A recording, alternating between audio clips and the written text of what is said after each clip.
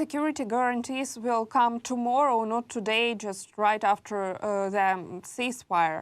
And realistically speaking, how likely is that Western troops could be really deployed in Ukraine after a peace deal? That is actually a very good question. I have also my doubts that this will then really happen on a large scale, in a significant manner. Well, I mean, we have now some countries that have made very clear signals, like Britain and France, that they are ready to send troops. And I would think that they cannot get out of this anymore. They cannot simply then say, well, now we've changed our mind. There can be then domestic changes in these countries. If we have a new president, a new government in France, let's say, if Marine Le Pen or another representative of her party becomes the new president, maybe then there's a new position.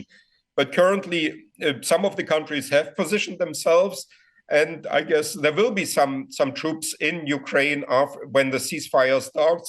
In any way, I don't think they will be very significant. The presence will remain symbolically, and if you are talking about really making a material difference and not just a symbolic difference, it's all about supporting the Ukrainian army with weaponry and supporting, let's say, the Ukrainian state in order so that, let's say, the Ukrainian government is able to pay a higher salary to its soldiers and thereby to secure Ukraine with a sufficient number of active soldiers. So we should not expect Western troops deployed, for example, in Donetsk region. After a ceasefire, it could be deployed in western parts of Ukraine. What do you think? Yes, I think that is what would happen. That could be still symbolically important. And what I have been already writing about for 3.5 years is what would be most important is to already now create no-fly zones over Ukraine and to protect the airspace. And that would be already, or at least parts of the Ukrainian airspace, that would be already a huge help for Ukraine, because it could then redirect resources that it's currently using to protect central and Ukraine and western Ukraine. And these resources could be then used in eastern and southern Ukraine. But that is even something that could be done now without a ceasefire. And then this could also mean that there could be Western units, let's say in Western Ukraine, that are trying to help implementing such no-fly zones, let's say over nuclear power plants, over Lviv or other cities. And they would then be indeed also targets of Russian attacks with drones and missiles. To me, all the signs point to Putin not willing peace. He keeps killing civilians, launching massive attacks on Ukrainian cities, and of course refuses to talk to President Zelenskyy. Do you think President Trump sees that, and should we expect any reaction from him, given that their time for promises and ultimatums has already passed? Yes, this is a strange situation. There's a lot of talk about pressure on Russia, and sometimes Trump himself is indicating that he wants to exert pressure on Russia. But in fact, very little is happening. Materially, it rather looks the other way around, that sanctions and military against Russia and military support for Ukraine are under question, and now there is simply sale of weaponry to Ukraine rather than direct military support. So this all looks very strange. My impression is that Trump is not at all interested in Ukraine. He also doesn't think that this is a general problem for world politics and global security affairs. But he is under pressure from his own electorate and from his party and from American civil society, which remains surprisingly pro-Ukrainian and which remains very critical of Putin. And that is the main problem of Trump in all of that.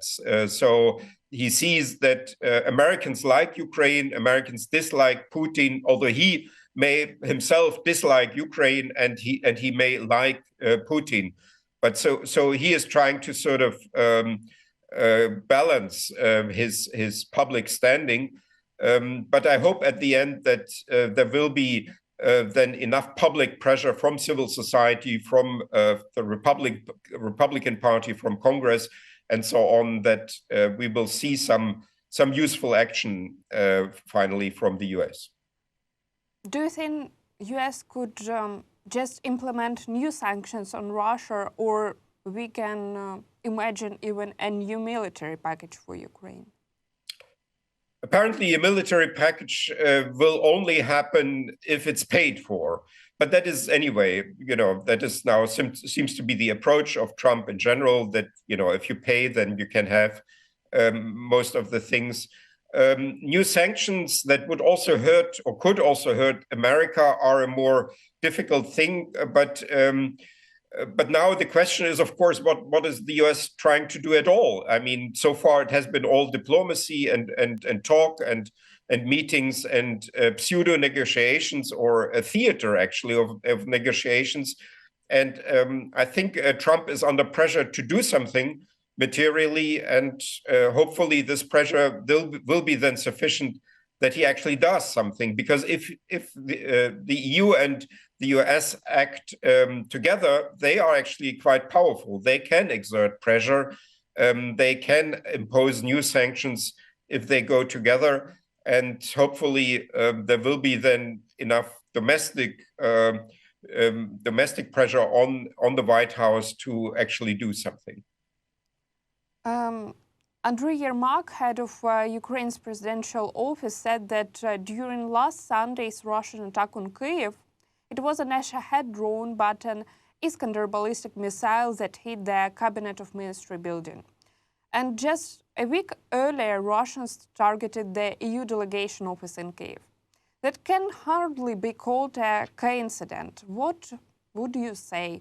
This is an escalation from Russia? Concerning the attacks on Ukrainian civilian buildings or Ukrainian governmental buildings and so on, I think we've seen that before. I've been in Kiev in 2002, 2003, 2004, and houses were shaking back then, and so far they haven't managed, I think, to hit Ukrainian governmental buildings. And now maybe these was actually not a direct hit, but rather the debris of a missile that has been intercepted, and the debris then has caused this damage in the Ukrainian governmental building. What is new is indeed are these attacks on Western or foreign representations, like the EU delegation, the British Council building in Kiev, or also the embassy of Azerbaijan, which is not part of this sort of Western coalition, but there are now tense relations between Azerbaijan and Ukraine and Russia, and so Russia is trying to hit now Azerbaijan on Ukrainian territory. So that is indeed a new element. My impression is that until recently, Russia has tried to avoid hitting foreign representations in Ukraine, and that is indeed a new form of escalation, and will hopefully trigger some more serious counteraction from, let's say, the countries or the organizations that are targeted by Russia.